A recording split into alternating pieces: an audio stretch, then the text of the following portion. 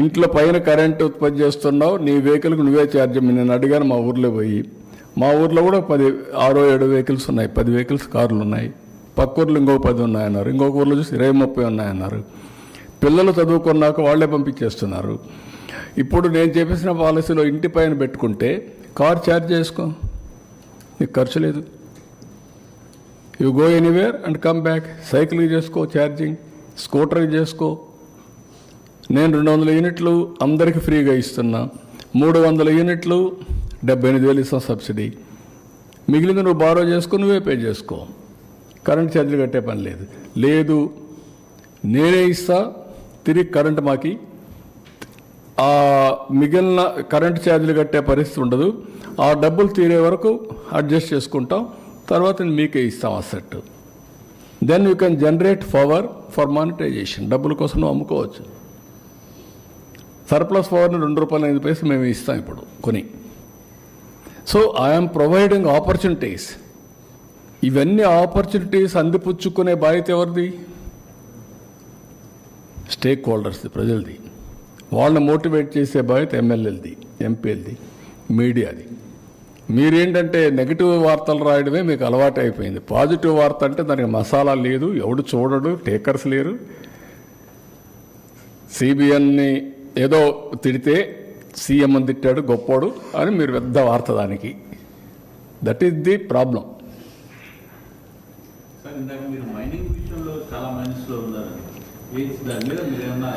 చూస్తున్నా, ఇప్పుడు కూడా ఒక మీటింగ్ ఉంది, ఈరోజు ఇది కూడా ఒక మీటింగ్ ఉంది, దాని మీద కసరత్తు చేస్తున్నా. లాస్ట్ ఇయర్ ఇంకా మొత్తం అస్తవ్యస్తం చేశారు, అవన్నీ కూడా కసరత్తు చేసి విల్ స్ట్రీమ్లైన్.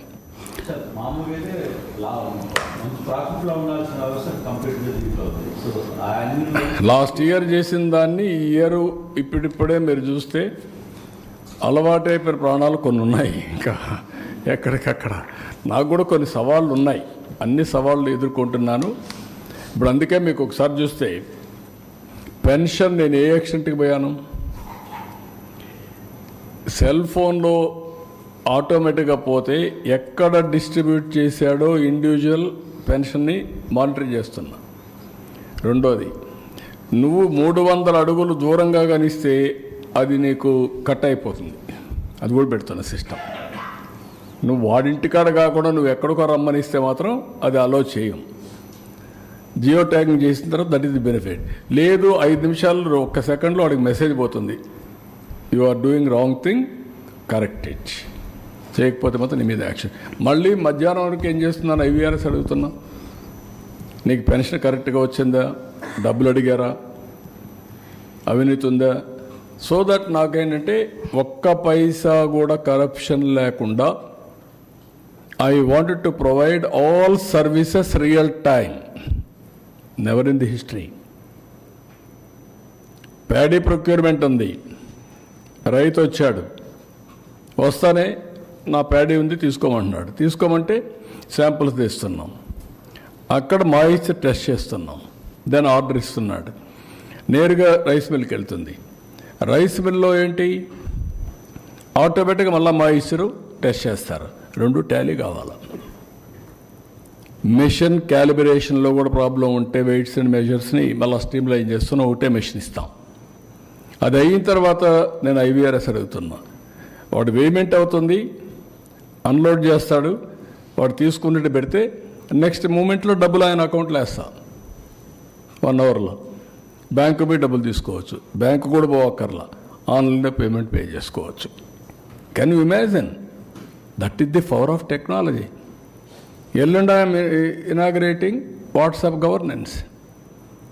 నువ్వు మెసేజ్ పెడితే పెట్టు, తెలీదు నువ్వు మాట్లాడు, నువ్వు voice message convert to text for action, again voice message నీకు వస్తుంది, దాన్ని డెవలప్ చేయమన్నా. దిస్ ఈజ్ వేర్ నేనేంటంటే టెక్నాలజీ ఉపయోగించుకొని పేదవాడికి ఏ విధంగా చేయాలి, ఇబ్బందులు లేకుండా ఏ విధంగా ముందుకు పోవాలని. కానీ కొంతమందికి ఇవి కూడా ఏదో మాట్లాడుతూ ఉంటారు కన్ఫ్యూజ్ చేయడానికి. But we are using every step. Real time governance is that.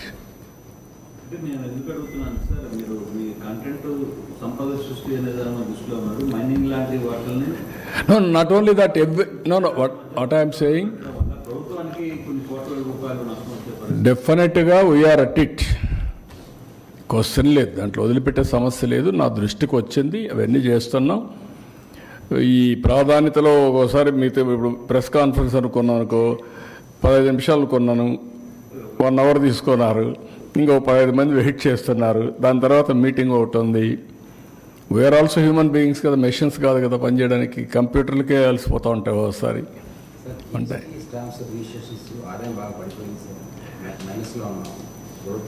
ఉంది ఉంది అనలైజ్ చేశాం. ఒక 2-3-4 డిపార్ట్మెంట్లో నేను ఇంకోటి కూడా ఈరోజు మా వాళ్ళకి ఇన్స్ట్రక్షన్స్ ఇచ్చాను. జిల్లాల వారీగా అందరికీ ఇవన్నీ కూడా రివ్యూ చేయమంటున్నాం. మా కలెక్టర్స్ కూడా రెస్పాన్సిబిలిటీ పెడుతున్నాం. రెవెన్యూ కలెక్షన్, జిఎస్టిపి కూడా వాళ్ళ బాధ్యత. ఒక అడ్మినిస్ట్రేషన్ సరిగా లేనప్పుడు కానీ, లేకపోతే లీడర్ సరిగా లేనప్పుడు కానీ కొన్ని ప్రాబ్లమ్స్ వస్తూ ఉంటాయి. యూనిఫామిటీ రాదు. అవన్నీ అనలైజ్ చేసి ఇవన్నీ మర్చిపోయారు కదా మా వాళ్ళందరూ కూడా కొంతమంది. ఇప్పుడు అన్నీ అకౌంటబిలిటీ ఫిక్స్ చేస్తున్నా. రైట్ మ్యాన్ని రైట్ ప్లేస్లో పెడతా. ఉండేవాళ్ళు కూడా మాకు తక్కువ ఉన్నారు మనుషులు, అది వేరే విషయం. మాకు ఉండేదే తక్కువ. చిన్న రాష్ట్రం అయింది, దాంట్లో కొంతమంది చెడగొట్టారు, అవి కూడా ప్రాబ్లమ్స్ ఉన్నాయి. But I will try to improve everything with system. IT ఇవన్నీ పెట్టి లైన్లో పెట్టి విల్ స్ట్రీమ్ లైన్. ఇప్పుడు మీరు ఫస్ట్ కట్ అయ్యింది 6 నెలలు 7 నెలలు అయింది అన్నట్టుకి. We are reviewing some departments you have noticed, we are correcting sir. 1 by 1 P4 కాన్సెప్ట్లో పీపుల్స్ని ఇన్వాల్వ్ చేస్తామని చెప్పేసి అంటున్నారు. అంటే పేదల్ని ధనికులు ఆదుకునే విధంగా. అంటే రిచ్ పీపుల్స్ మనకి రకరకాలు ఉన్నారు. అంటే కొంతమంది 10 కోట్లు, 100 కోట్లు, 1000 కోట్లు, ఇలా వాళ్ళ నుంచి మనం అంటే కొంత 10 కోట్లు ఉన్న వాళ్ళు ఇంత, 100 కోట్లు ఉన్న వాళ్ళు ఇంత, అంటే ఏమన్నా స్కీమ్స్ కానీ ఈ సీలింగ్ కానీ ఇలాంటివి. అంటే to start with what we are thinking, ఇది విల్లింగ్నెస్తో చేసే పని. సొసైటీ పట్ల బాధ్యతగా ప్రవర్తించవలసిన అవసరం ఉంది. అందరి బాధ్యత. నేను జన్మభూమి పెట్టాను, అందరూ డబ్బులు ఇవ్వాల, కొంతమంది ఇచ్చారు. స్ఫూర్తి ఇంపార్టెంట్. ఇప్పుడు సిఎస్ఆర్ ఉంది, కార్పొరేట్ సోషల్ రెస్పాన్సిబిలిటీ. ఆ డబ్బులు ఇక్కడ ఖర్చు పెట్టచ్చు. ఒక 2 కోట్లు ఉన్నాయి, ఒక 10 కోట్లు ఉంది, ఒకటి 50 కోట్లు ఉంది. ఆ డబ్బులు తీసుకొని మేమిచ్చే స్కీమ్స్ అన్నీ కూడా తీసుకొని వాళ్ళది వైబిలిటీ గ్యాప్ ఫండింగ్ కింద ఖర్చు పెట్టి వీళ్ళ పైకి తీసుకురావడం. ఎగ్జాంపుల్, ఒక ఇల్లు ఉంది, 5 మంది ఉన్నారు, ఇంటర్మీడియట్ చదువుతున్నాడు, వాడు 4 ఏళ్ళు చదివిస్తే బిఈ అవుతుంది. స్కిల్ డెవలప్మెంట్ చేసి మోటివేట్ చేస్తే యూ విల్ గెట్ ఎంప్లాయ్మెంట్. వాడికి కానీ తెలివితేటలు వస్తే కుటుంబాన్ని ఆదుకునే పరిస్థితి అతనికి వస్తుంది. ఆ ఇంట్లో 5 మంది ఉన్నారు, ఒక చిన్న వ్యాపారం చేస్తారు, వ్యవసాయం చేస్తారు. వాళ్ళు ఏం చేస్తే ఆదాయం వస్తుందో వీళ్ళు చెప్పి హ్యాండ్ హోల్డింగ్ చేయగలిగితే 15,000 వచ్చేవాళ్ళని 30,000 చేయొచ్చు, 30,000 వచ్చేవాళ్ళని 60,000 చేయొచ్చు. అప్పుడు మనుషుల్ని ఆస్తిగా చూడమంటున్నాను నేను.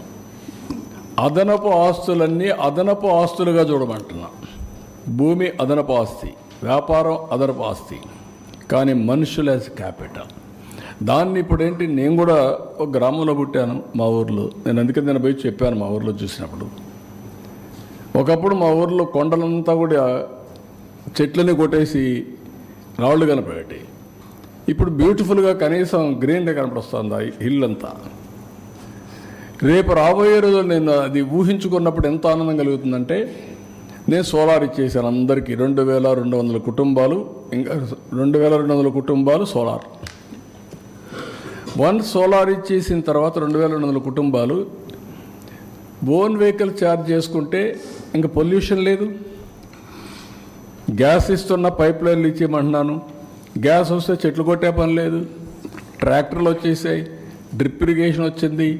ఇంకా మడకల కోసం, ఐటి కోసం, కర్ర కోసం అడుగు పోయే పని లేదు.